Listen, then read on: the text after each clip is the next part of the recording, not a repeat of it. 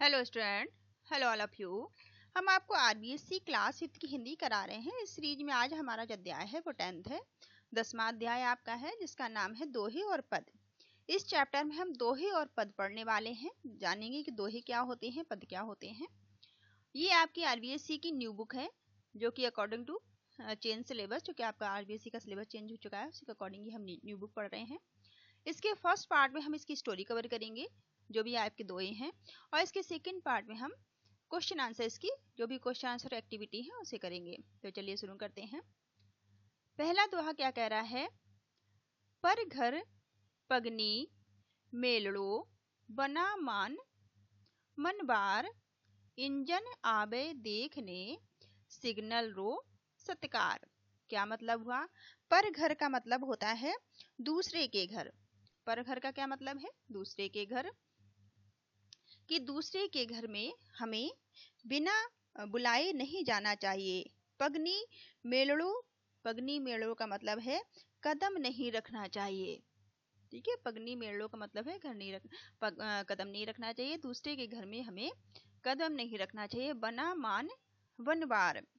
बना का मतलब होता है बिना, मान मतलब होता है सम्मान, और बनवार कहते हैं सम्मान पूर्वक। अगर कोई हमें सम्मान पूर्वक ना बुलाए तो हमें उसके घर नहीं जाना चाहिए। इंजन आवे देखने सिग्नल रो सत्कार। कहते हैं कि गाड़ी का जो हमारी गाड़ी है, ट्रेन है, वो भी रेल भी बिना सिग्नल के स्टेशन पर नहीं पहुंचती है। तो कहते हैं कि जब तक हमें सम्मान पूर्वक आमंत्रित नहीं किया जाए तब तक हमें किसी के घर नहीं जाना चाहिए।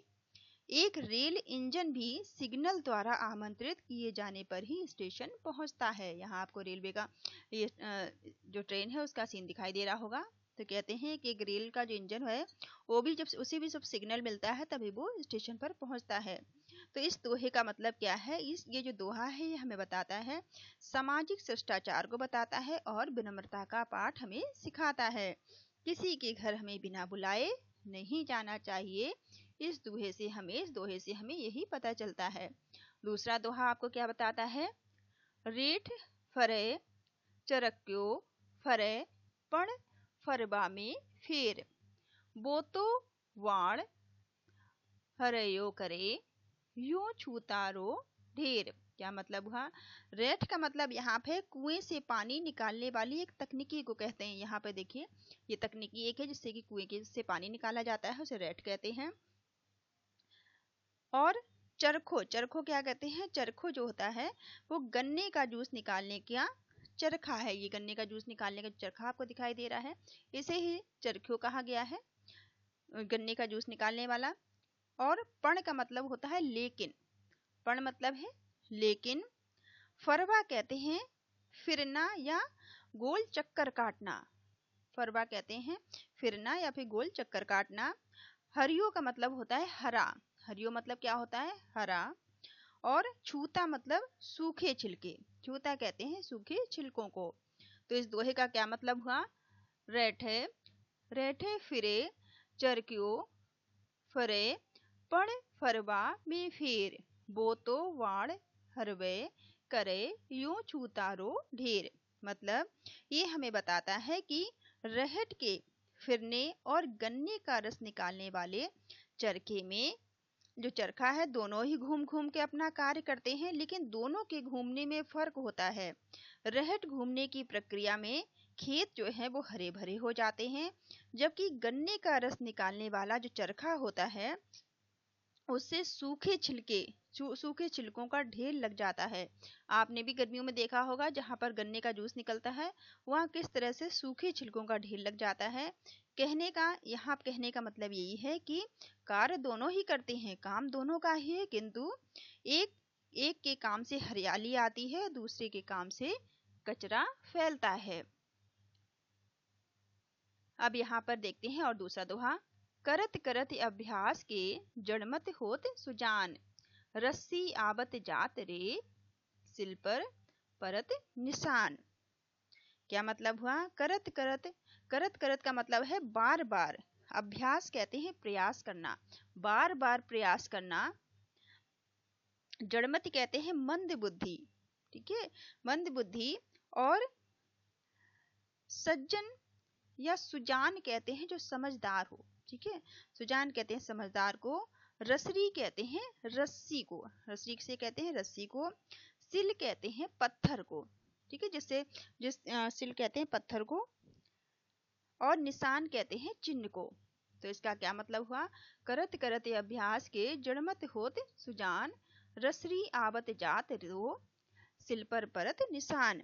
मतलब ये दोहा हमें बताता है कुएं से पानी खींचने के लिए बर्तन से बांधी जाने वाली जो रस्सी होती है उसके द्वारा कुएं के किनारों पर निशान पड़ जाता है। कुएं पर जो रस्सी बांध के पानी निकालते हैं उससे क्या होता है, उसकी रगड़ से वहां पर उसके पत्थरों पर भी निशान पड़ जाता है। ठीक इसी प्रकार अगर हम किसी विषय का बार बार अभ्यास करते हैं तो अगर हमें कम भी समझ में आता है, अगर कोई मंद बुद्धि व्यक्ति भी है तो भी वह सुजान यानी कि समझदार हो जाता है। अब यहाँ पर देखते हैं दूसरा दोहा, एक और है। सर्वत तरवत संत जन, चौथो बरसे मेहे, पर मारथ रे कारणे, च्यारा धारी देहे। क्या मतलब हुआ? कहते हैं सर्वत का मतलब होता है सरोवर या तालाब। सर्वत किसे कहते हैं? सरोवर या तालाब को। और तरवत कहते हैं एक बड़ा या श्रेष्ठ वृक्ष। तरवत कहते हैं वृक्ष को, एक बड़ा वृक्ष कहते हैं तरवत को। सतजन, संत जन कहते हैं सज्जन व्यक्तियों को। संत जन किसे कहते हैं? सज्जन व्यक्तियों को।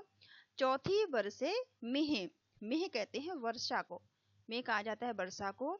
परमार्थ, परमार्थ कहते हैं दूसरों की भलाई करना। परमार्थ किसे कहते हैं? दूसरों की भलाई करना। और देह कहते हैं शरीर को। देह किसे कहते हैं? शरीर को। तो सर्वत तरवत संत जन, चौथो वर्षे मेह, परमार्थ रे कारणे, च्यारा धारी देहें। मतलब क्या हुआ इस पूरे का? इस दोहे का मतलब हुआ कि सरोवर, वृक्ष और जो संत जन होते हैं एवं चौथे वर्षा, जो बरसात होती है, ये चारों परोपकार के लिए शरीर धारण करते हैं। अर्थात वे कभी भी स्वार्थी नहीं हो सकते। ये चारों जो हैं वो जो शरीर किस लिए धारण करते हैं? वो परोपकार की भावना के लिए, दूसरों की सहायता करने के लिए। मान सरोवर माए, जल प्यासा पीबे आए, दादू दोष ना दीजे, घर घर कहण ना जाए। क्या मतलब हुआ इसका? कहते हैं मान सरोवर झील को कहा जाता है जहाँ पानी होता है। माए कहते हैं के अंदर, माए का मतलब होता है के अंदर। प्यासा कहते हैं जिसे प्यास लगी हो। प्यासा किसे कहते हैं? जिसे प्यास लगी हो। और कहन और पीवे कहते हैं पानी, पानी के लिए, जो पानी पीने के लिए आता है। पीवे कहते हैं पानी को। कहन कहते हैं कहना को, कहन कहते हैं कहने को। तो इस दोहे का क्या मतलब हुआ? कहते हैं कि मानसरोवर झील की महत्ता को चित्रित किया है। मानसरोवर झील में जो भी प्यासा है वो पानी पीने के लिए आता है। और दादू दयाल की, जो दादू दयाल जी हैं वो कहते हैं कि दोष देने की बात नहीं है। दादू दयाल जी कहते हैं कि मानसरोवर झील, देखिए आपको झील दिखाई दे रही है, इस मानसरोवर झील में कहते हैं सभी लोग पानी पीने आते हैं जिन्हें भी आवश्यकता होती है, और हमें किसी को दोष नहीं देना चाहिए। किसी को भी घर घर कहने नहीं जाने की, तुम मानसरोवर झील से अपनी पानी पीकर अपनी प्यास बुझा लो। ठीक है, कहते हैं कि घर घर जाके कहने की कोई जरूरत नहीं होती है कि आप मानसरोवर झील आइए और अपनी प्यास बुझाइए, जिसे भी आवश्यकता होगी वो आएगा। इसी तरह से सब अपनी आवश्यकता की पूर्ति के लिए मानसरोवर झील पर जाते हैं। तो वो कहते हैं कि जिसे जैसी आवश्यकता होगी वो उस तरह से अपना काम करेगा। दादू दिया है भला, दिया करो सबकोए, घर में धरा न पाइए, जो कर दिया ना होए। क्या मतलब हुआ इसका? कहते हैं कि दिया कहते हैं दीपक को। दिया किसे कहते हैं? दिया कहते हैं दीपक को। और दिया करो सब कोई, दिया करो सब कोई का क्या मतलब है? दिया करो सब कोई का मतलब है सभी को दान पुण्य दिया करो। दिया करो सब कोई मतलब सभी को दान पुण्य दिया करो। भला कहते हैं अच्छा कार्य हमें करते रहना चाहिए। तो दादू दिया है भला, दिया करो सब कोई, घर में धरा न पाइए, जो कर दिया ना होए। क्या मतलब हुआ इस दोहे का?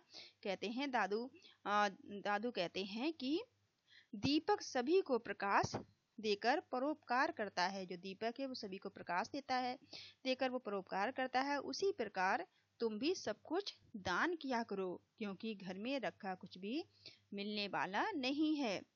जब तक हम अपने हाथों से किसी को कुछ देंगे नहीं, अपने हाथों से दान नहीं करेंगे, तब तक वो पूर्ण कर्म तो वो उसका पूर्ण हमें कैसे मिलेगा? अर्थात जो पूर्ण कर्म हम करते हैं वो ही हमें प्राप्त होता है। जो भी हम अच्छे कार्य करते हैं, पूर्ण करते हैं, उसी का फल हमें मिलता है, जो कुछ भी हम अपने हाथों से करते हैं। अब यहाँ पर एक दोहा दिया है जो कि मीरा का है।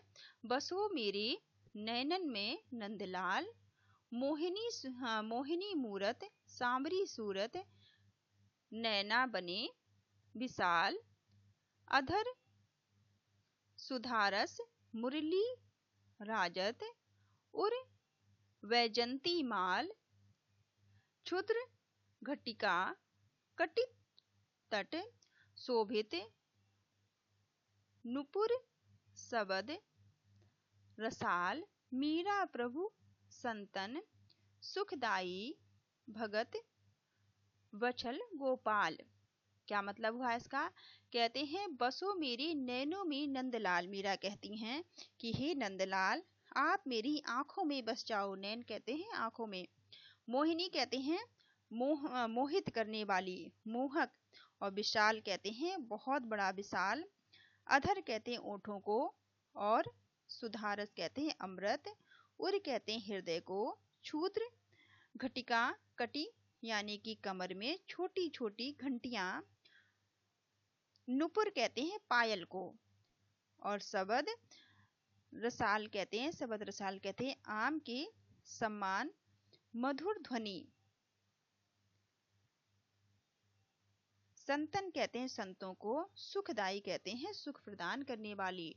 तो यहाँ पर कहते हैं बसो मेरे नैनों में नंदलाल, मेरे नैनों में मेरी आंखों में बस जाओ नंदलाल, मोहिनी मूरत सांवरी सूरत, नैना बने विशाल, अधर सुधारस मुरली राजत, उर वैजंती माला, क्षुद्र घटिका कटितर कहते हैं तट, शोभित नुपुर सबद रसाल, मीरा प्रभु संतन, सुखदाई भगत बछल गोपाल।